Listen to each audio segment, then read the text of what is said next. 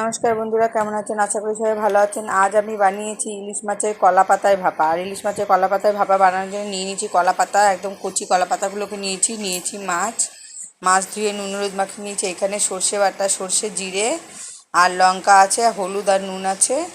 আর একটুখানি ব্যালেন্সটাকে সেট রাখার জন্য একটু চিনি মিষ্টি দিয়েছি, আর দিলাম কাঁচা তেল। এটাকে ভালো করে মিশিয়ে মশলাটাকে সেট করে নেব। আর এই ইলিশ মাছের কলা পাতায় ভাপাটা কিন্তু অসাধারণ লাগে, একদম নতুন একটা রেসিপি। কেউ খেয়েছেন কিনা জানি না, যদি কেউ খেয়ে থাকেন জানাবেন, আর না খেলেও বলবেন। তো আমি কিন্তু একটা একটা করে মাছ পুরো ভালো করে মাখিয়ে নিচ্ছি। আমি কিন্তু কলা পাতাগুলোকে সেঁকিনি, কেননা কলা পাতাগুলোকে সেঁকতে দরকার হবে না, পাতাগুলো একদম নরম, দেখুন একদম অসুবিধা হবে না।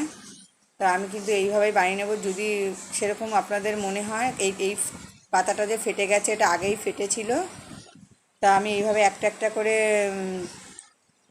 তৈরি করে নেব পাতুরিগুলো। দেখুন ভালো করে দেখুন, একটুও কিন্তু ফাটেনি, পাতাগুলো কত সুন্দর হয়েছে দেখুন।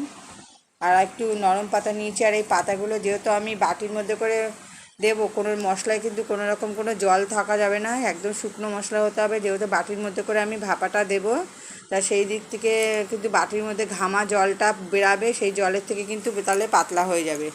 এই যে আমি এইভাবে একটা বাটির মধ্যে জল দিয়ে দিলাম। আমার ছোট বাটি ছিল বলে আটকাচ্ছিল না, চেপে চেপে আটকে দিয়েছি। আমার এই ভিডিওটি যদি ভালো লাগে লাইক করে দেবেন। দেখুন পাতাগুলো কিন্তু ভাপা হয়ে গেছে একদম, আর কিরম দেখুন। আর এই যে এটা কিন্তু অসাধারণ খেতে লাগে। আমি কোনোদিনও খাইনি, আমি নতুন বানিয়েছি। তো আমার দেখলাম বেশ ভালো লাগলো, তার জন্য আপনাদের সঙ্গে শেয়ার করলাম। ভিডিওটি দেখার জন্য ধন্যবাদ।